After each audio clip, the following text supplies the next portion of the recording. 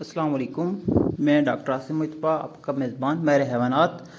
आज हम डिस्कस करेंगे जानवरों के बारे में जो बार बार हीट में आते हैं, ये जो रिपीट ब्रीडर एनिमल्स होते हैं, इसकी क्या वजूहत हो सकती हैं और इसका क्या इलाज है, जानवरों को ये मसाइल क्यों दरपेश आते हैं। तो सबसे पहले आप हमारे यूट्यूब चैनल को सब्सक्राइब करें और बेल आइकॉन को दबाएं ताकि जो हमारी इंफॉर्मेटिव वीडियोज़ हैं वो आप तक पहुंचती रहें। तो अब वीडियो की तरफ आते हैं। इसकी सबसे बड़ी 4 वजूहत हो सकती हैं कि जानवर जो बार बार हीट में आता है वो कौन कौन सी हैं। एक सबसे पहला मसला है न्यूट्रिशन का। उसके बाद मैनेजमेंट प्रॉब्लम भी हो सकती है, कोई इन्फेक्शन भी हो सकता है और कंजेनिटल प्रॉब्लम्स भी हो सकती हैं।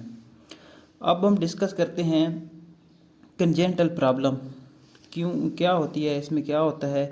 इसमें यह होता है कि या तो जो ओवरीज होती हैं वो जानवर में मिस हो जाती हैं, या वो नॉर्मल नहीं होती, उनका साइज़ छोटा होता है, या वो फंक्शन नहीं कर रही होती। तो जब ये चीज़ें पूरी ना हो तो जानवर रिपीटर हो जाता है और कभी भी वो बच्चा पैदा करने के काबिल नहीं होता जब तक आप उसका इलाज नहीं करेंगे। उसके बाद हम देखते हैं कि जानवर को इन्फेक्शन कौन कौन से आ जाते हैं जिसकी वजह से वो रिपीटर हो जाता है। तो उसमें बैक्टीरियल इन्फेक्शन भी हो सकता है, फंगल इन्फेक्शन भी हो सकता है।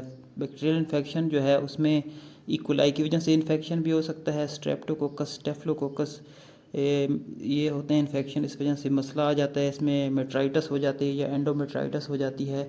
तो जानवर जो है वो कभी भी कंसेप्शन नहीं अच्छी करेगा जब तक उसका इन्फेक्शन ठीक नहीं होगा। तो सबसे बड़ा मसला होता है ब्रुसीला, जो है वो ज़्यादातर जानवर में होता है। तो उसका इलाज पहले करवाएं, फिर जानवर को इंसेमिनेट करवाएं ताकि आपको अच्छा रिज़ल्ट दे। तो इन फंगल की तरफ आते हैं तो एस्पेरजिलोसिस जो है ये ज़्यादा इफ़ेक्ट करता है। उसके अलावा कुछ और भी हैं फंगल इन्फेक्शन जो कि जानवर को कंसेप्शन रेट जो है वो कम कर देते हैं।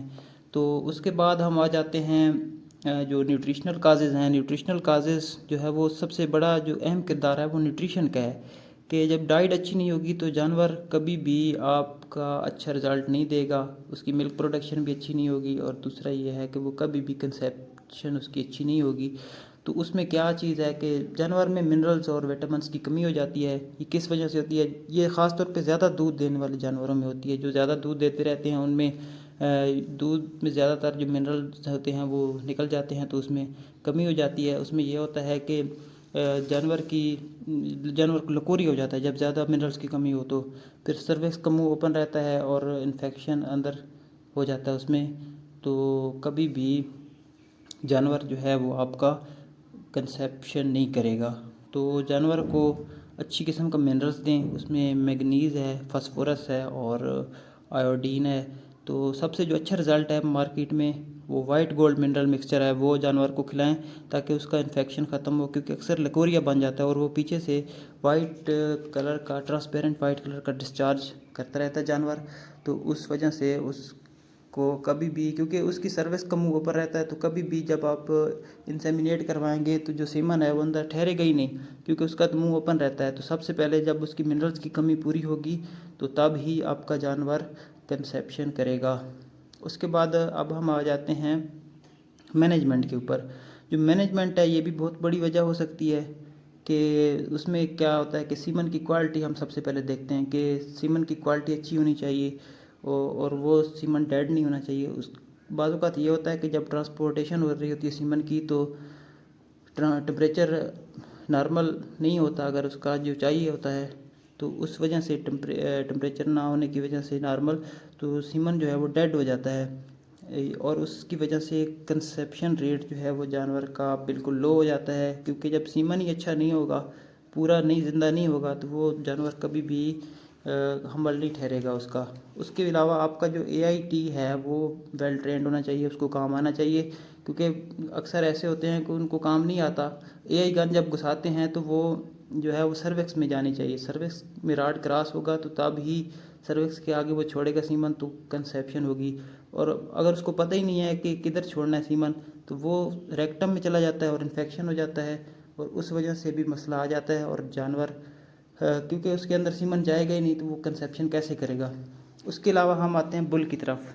जिस बुल से मेटिंग आप करवा रहे हैं, अगर बुल से मेटिंग करवा रहे हैं तो बुल जो है वो डिजीज़ फ्री होना चाहिए, मतलब उसको कोई बीमारी नहीं होनी चाहिए। ये ब्रुसीला जो है ये अक्सर ये बुल में भी हो जाती है। जब किसी कैटल से आपने उसकी मेटिंग करवाई है गाय से, और अगर उसको ब्रुसीला है तो वो फिर इसमें भी ट्रांसफ़र हो जाता है, और वो फिर आप जिस गाय के साथ भी मेटिंग करवाएंगे उसको भी ट्रांसफ़र हो जाएगा। तो इसलिए आप अच्छी किस्म का अच्छा डिज़ीज़ फ्री जो बुल है वो मेटिंग के लिए इस्तेमाल करें। उसके अलावा हम आ जाते हैं ट्रीटमेंट की तरफ।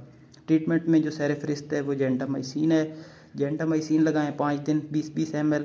जानवर को अगर किसी किस्म का भी इन्फेक्शन है तो वो उससे ख़त्म हो जाएगा। और लोगाल आयोडीन होती है 2%, वो नॉर्मल सलाइन में मिक्स करके उससे उसकी यूट्रस जो है वो उसको क्लीन करवाएं, वॉश करवाएं। और उसके अलावा अगर ट्रांसपेरेंट डिस्चार्ज आ रहा है तो वो लकोरिया हो जाता है, जानवर को मिनरल की डेफिशिएंसी मतलब हो जाती है, तो आप उसको तकरीबन 2 kg तक ना अच्छी किस्म का मिनरल मिक्सचर खिलवाएं। तो वाइट गोल्ड अच्छा है वो खिलाएं इंशाल्लाह।